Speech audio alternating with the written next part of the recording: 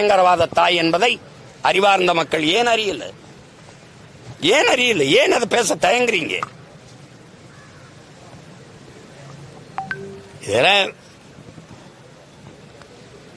இத பன்னாட்டு சமூகம் கவனத்தில் எடுக்கணும். தலையிடற்ற ஒரு நீதி விசாரணை கொண்டு வரணும். ஆனால் நீங்க என்ன சொல்றீங்க? அங்க நடந்தது இனப்படுகொலை தான், அதுக்கு அந்த நாட்டு அரசே ஒரு நீதி விசாரணை நடத்தி கொள்ளலாம்ங்கிறீங்க. இதை எல்லா சமூகமும் எல்லா நாடும் பார்த்து கொண்டுதான் இருக்கு. இந்த தீர்ப்பை கொலை பண்ணிட்டேன் நானு, அதை நானே விசாரிச்சு அதுக்கான தண்டனையை கொடுத்துக் கொள்ளலாம்ங்கிறது ஒரு தீர்ப்பு, பன்னாட்டு தீர்ப்பு. எவன் கொன்று குவிச்சானோ அது போர் குற்றம். அதுக்கு விசாரணை நீயே பண்ணிக்கப்பான்னா என்ன விசாரணை நடக்கும்? என்ன விசாரணை நடக்கும்?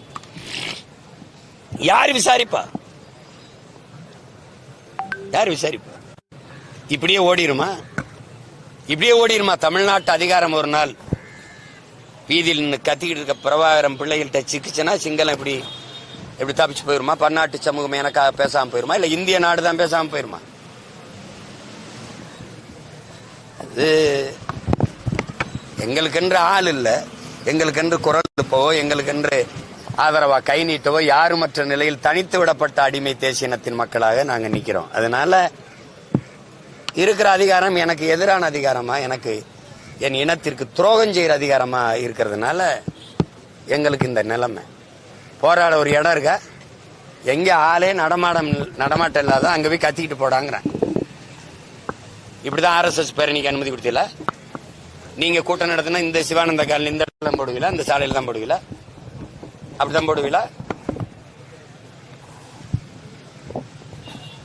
எல்லாத்தையும் இழந்துட்டோம், கொன்று ஒழிக்கப்பட்டிருக்கோம். அதுக்கான நீதி உரிமையை கேட்டு கத்தி கதற கூட நின்று போராட ஒரு இடமற்ற நிலையில் நிறுத்தி வைக்கப்பட்டிருக்க அடிமை, கேவலமான அடிமை மைன மக்களாக நாங்க இருக்கோம். அதான் கொடுமை. இது இந்த செத்து எலும்பு கூட பாக்குறத தமிழ்நாட்டில் ஒரு குறிப்பிட்ட சாதிக்காரன் எலும்பு கூடனா நேரம் அமைதியா இருக்குமா தமிழ்நாடு? இல்ல ஒரு மதத்துக்காரன் எலும்பு கூடனா அமைதியா இருக்குமா தமிழ்நாடு? செத்து கிடக்கிறவன் தமிழனா செத்து கிடக்கிறதுனால தமிழனா யாரோ தமிழனா அப்படின்னு போயிட்டு இருக்கான்.